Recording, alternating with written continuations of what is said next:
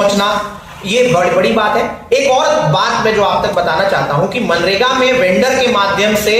Payment करने का जो चलन है, जो ज्यादातर क्रय का सामान होता है वो वेंडर के माध्यम से खरीदा जाता है। आपको ये जानकर आश्चर्य होगा कि लातेहार में जितने भी वेंडर रजिस्टर्ड हैं, अगर उन वेंडर्स की सच्चाई आप जानने की कोशिश करेंगे, और मैंने अभी कई पत्र भी लिखे हैं, एसीबी को लिखा है, ईडी को लिखा है, ज्यादातर वेंडर आपको सिर्फ कागज पर मिलेंगे। ना उनके जीएसटी का पता है, ना उनके रजिस्ट्रेशन का पता है, ना उनकी चयन प्रक्रिया के बारे में पता है, और ज्यादातर वेंडरों के पास ना दुकान है ना स्टॉक है, लेकिन वह मनरेगा के वेंडर बने। और उनका काम क्या है?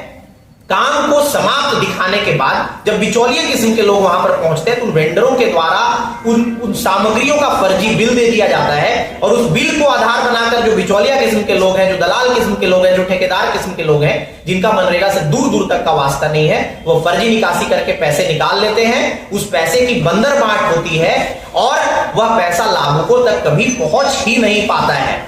इतना बड़ा भ्रष्टाचार जो चल रहा है, इस पर आप सभी मीडिया कर्मियों को और सभी सजग समाज के लोगों को नजर रखने की आवश्यकता है। एक और बात मैं आपको इशारा करता हूं, आप सब सामान्य लोग हैं और सामान्य परिवारों से आते हैं। आपको यह जानकर आश्चर्य होगा कि अगर आपने हेलमेट नहीं लगाया, अगर आप एक छोटी सी दुकान चलाते हैं और आपने उसका परमिशन नहीं लिया, अगर आप वहां पर छोटी सी सामग्री बेचकर अपना जीविकोपार्जन करते हैं, हमारे क्षेत्र में गरीब जनता रहती है, जंगल पहाड़ टोंगरियों का प्रदेश है हमारा, वहां पर प्रशासन के द्वारा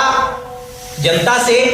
फाइन के रूप में हेलमेट नहीं लगाने पर, ऐसी चीजों पर मैं ये नहीं कह रहा हूं कि ये बातें गलत है, लेकिन अगर प्रशासन इन चीजों के प्रति संजीदा है और गरीब जनता को चाहती है कि वह नियमों का 100% पालन करे, तो फिर जो अधिकारी नियमों का पालन नहीं कर रहे थे, जो मनरेगा से जुड़े हुए लोग हैं, जो उनके द्वारा भ्रष्टाचार किया जा रहा है, उस पर प्रशासन ने सजगता से आज तक क्यों काम नहीं की? आपको यह जानकर आश्चर्य होगा कि मनरेगा से जुड़े हुए जितने भी लोग हैं, चाहे पंचायत सेवक की बात करें, चाहे रोजगार सेवक की बात करें, चाहे उनके वेंडर्स की बात करें, चाहे एई जेई, आप सभी मीडिया के लोग हैं, मेरे इस प्रेस वार्ता के बाद आप जमीन पर जाने की कोशिश करिएगा। इनकी परिसंपत्तियों में कई 100 गुना का इजाफा पिछले कई वर्षों में हुआ, और यह चौंकाने वाली जानकारी है कि जब एक राजनेता, एक नेता, अभिनेता, एक सामान्य लोग, अगर आप अपने इनकम टैक्स में अगर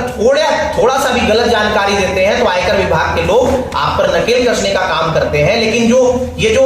एई जेई वेंडर टाइप के लोग हैं, इनकी परिसंपत्तियां कई 100 गुना पिछले 2-3 सालों में बढ़ गई, जबकि ये संविदा पर काम कर रहे थे, ये परमानेंट सरकारी एम्प्लॉय नहीं थे, लेकिन इस पर किसी ने सुध नहीं लिया, और आज ये करोड़ों अरबों रुपए की संपत्ति के मालिक है। लेकिन फिर भी मनरेगा की इस भ्रष्टाचार के ऊपर किसी का नजर क्यों नहीं गया? यह चौंकाने योग्य बात है।